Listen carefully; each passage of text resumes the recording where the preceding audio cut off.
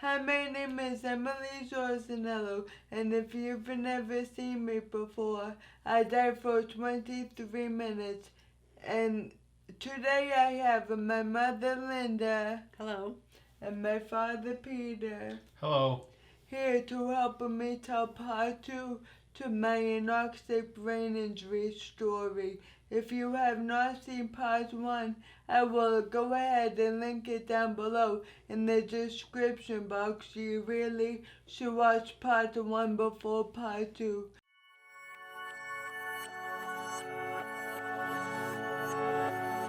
So in last video we left off when my father had come home Thanksgiving night and was talking to my mother about how it was a Thanksgiving miracle, but unfortunately things ended up taking a turn for the worse.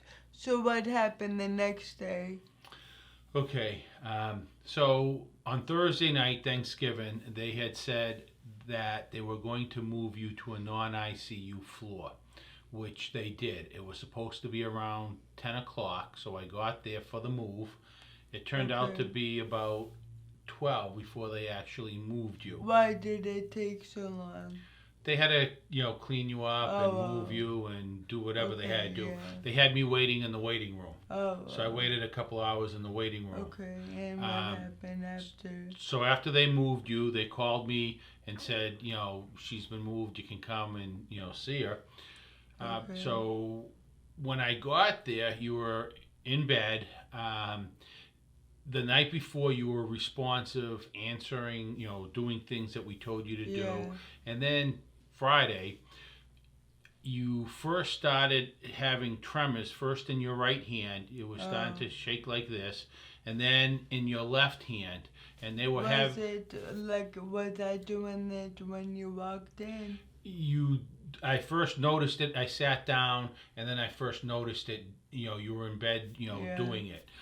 First the right hand. And then as time went on, you started with the left hand. After my hand started shaking, what happened? Did you see it first?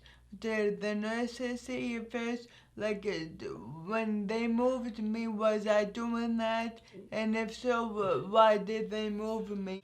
Well, they did afterwards say that you had started this morning having a little bit of shakes. And was it the nurse or the doctor? What happened? It was the nurse that told me that. Yeah. And they had a conference call on video scheduled with a Mass General neurologist.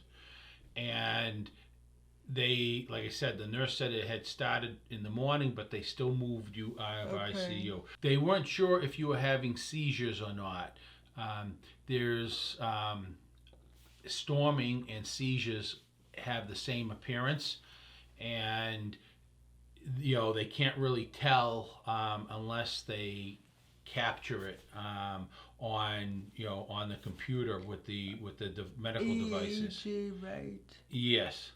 So what happened though was by 6 o'clock they had moved you back to the ICU unit. But what happened during the day? Nothing. You would just every once in a while you would start. It turned out to be storming, and when you started these episodes of storming, you would get beet red, sweaty in the face. Your heart rate would jump up to like 160, and you'd kind of clinch. What was it normally? Your heart rate's normally somewhere south of 120. Oh. You know what I'm saying? So it's it would jump up. And you were kind of crunched over, tight-handed. And this kept happening during the afternoon, and by 6 o'clock, they moved you back to ICU. Before they moved her back, we had the conference call with Mass General in that room. When did you get there from? I got there about 5 after work. Okay, so when you got there, I was still... You were still doing the storming. Okay, no, but still not in the ICU. Correct. Okay, and so when the conference call, why did they decide to move me back to the ICU? Well, during the conference call, the doctor was asking us questions and asking you to do things. but you weren't able to do. I think they were trying. I can't exactly remember. Yeah. I think he was trying to get a response, and he wanted to see the storming. And you weren't responsive. So where Thursday you were responsive. When I say responsive, it means doing what you were told. Yeah, like they had me turn my hands up, and I only turned them to like here, but I was still trying to do the things. Yeah, so you were non-responsive, and they weren't sure whether they should send you right to Mass General. It has something to do with medical. If you go from an ICU, you have to go into, to the ICU. If you go from a regular floor, you go into the regular floor. Again, it was beyond us. Yeah. So they had decided at Salem that you'd have a better chance or quicker chance of going from ICU to ICU. Okay. And they moved you back at 6 o'clock to the regular ICU, and by 9 o'clock you were in Mass General. Did you go with me in the ambulance to the ICU? And what happened? It took a little bit. We got in there. Your father had decided to come home. Yeah. Because there wouldn't have been enough room. Yeah. So their neuro ICU was a very quiet unit. It was dark. They had a very nice room. They hooked you up. They were getting you ready to be hooked up to the EEG. Yeah. So that they could monitor the storming. Okay. And the doctors were able to monitor actually from home. Oh, really? Yeah, so the nurse was monitoring it. The only thing I really remember from this time, and I even asked them once I began talking again, I asked them if there was a camera watching me, and I guess there really was. Yes, there were cameras in both. You were in 2 rooms at Mass General. You were in the ICU for a night, and then you were moved to a regular room.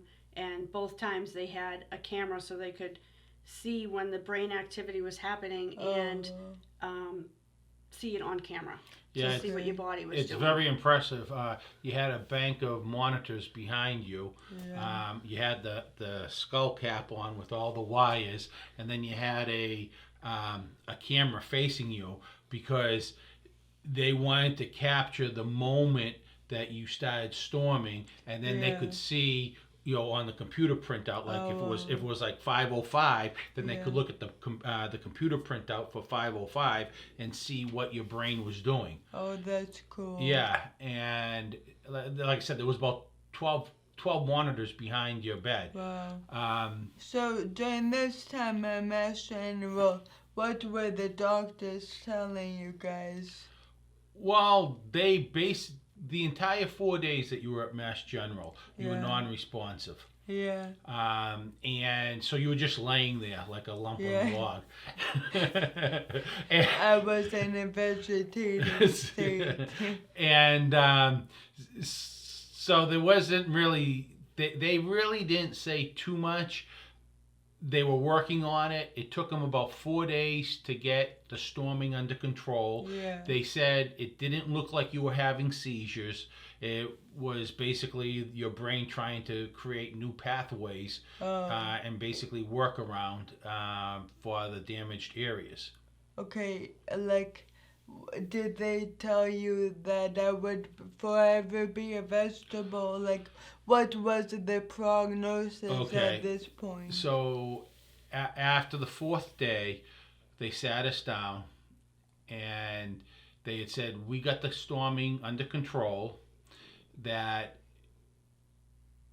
anything is possible because the brain, they don't know that much about the brain. It's a wonderful organ, and that, but right now, plan on you being non-responsive for the rest of your life. So what would that look like? Basically, you just laying in bed. So we would have would I be in like a nursing home, or would I have come home? Or no, what? we were always, the plan was always to take you home. But first they put me in a nursing home. No, the plan was always to take you home. At this point, because you were 22 years old, we couldn't do anything because... Yeah, this is where things get complicated. Well, before we get to that, Yeah. basically the people at Mass General said, we got your storming under control, and you can't stay here. You got to go back to Salem Hospital because Okay, we've done so all we could. I went back to Salem Hospital, and what happened? They actually put you on the cardiac floor because with the storming, it was bringing your heart rate up, and they were afraid that you might have a heart attack. So they put you on a nice floor, Davenport 5 at the time at Salem Hospital, and you had the best nurses, and they everybody, not just the nurses, the staff, the regular the support staff, everybody. Like the physical therapist, what an angel. We took one day at a time. Your father was there during the day, and I would come after work and stay till 9-10 o'clock at night, so that somebody was always by your side. So if you happened to move or became aware, so that you weren't alone. Wow. Okay. We took turns. Yeah. And but the funny thing, going back to Mass General, was brought up about your dog. Yeah, so if you guys don't know, my service dog Dutchie, I will link a video down below with her. But anyways, before I had got her in her as a puppy, and at this time she was about 2.5-ish, and so like she was the love of my life. And what did he ask you about her? Well, he kind of said that, he goes, oh, I think Emily, I know Emily would want me to have the dog. And right. your mother was like, she cut that right off. She was like, that's not gonna happen. And he was like, oh no, I wouldn't. I wouldn't take the dog, but I know she'd want me to have it. I thought your mom was gonna throw him out the window. So back at Salem Hospital, what happened? It was just maintaining every day, watching you, and spending time with you. What did they tell you about trying to bring me home or put me in another place? They said that we needed to start to look for a facility. Yeah. But because you were 22, you did not have a health proxy filled out as to what you wanted for your life. Oh. And the only thing we knew. Hold up. So before, back to when I was in the coma, or like the day it happened, did anybody ask you about my organs, and what do you tell them? I was just about to say that the only thing we knew was that you did not want any of your organs donated. Okay. You had always been, I want to be buried with all of my organs, and we knew that. But we didn't know what else you wanted. And did they think that it was weird that you knew that? No, I told them we'd have many family discussions at home. Which you guys should, just in case. You never know what's gonna happen, and so you should always have your affairs in order. And everybody that is over 18 should have a health proxy filled out. Healthcare proxy. Yeah.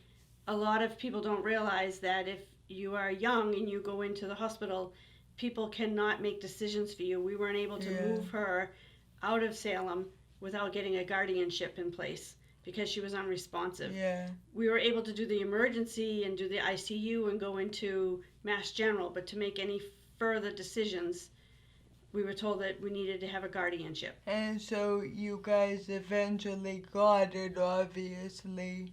It took a while. What happened was Salem Hospital was acting like a holding spot for you. Okay. Because Mass General is more expensive than Salem Hospital. So that's why you couldn't stay at Mass General. Okay. They had to put you someplace. No place would take you because you were 22 years old and you couldn't make decisions for yourself because you were non-responsive. So her time at Salem, we applied for a temporary guardianship. So while the court was making that decision, we were told by the palliative care and the social worker that we needed to start to look for facilities for the next step for Emily to be moved to. Yeah, and you looked at a couple, right? We looked at a couple of nursing homes around this area to try to make a decision of what we should be doing. Along with that, every day therapy would come in and work with Emily in her bed, even though she was unresponsive. I remember bits and pieces from them working with me in therapy, but during this time, I wasn't making any improvements, and somebody... Okay. Yeah, during this time, they were just moving your body so you wouldn't stiffen up. Yeah. But what happened was when you were still at Mass General, had shown me a video. Oh, when I was still there? Yes, he had shown me a video of someone in South Africa whose mother crushed up some Ambient and put it into this guy's feeding tube, and he woke up and became responsive. He was He showed you the video? He showed me a video, yes. I think it was called The Miracle of Ambient. Okay, Ambient. Ambient. So... Okay.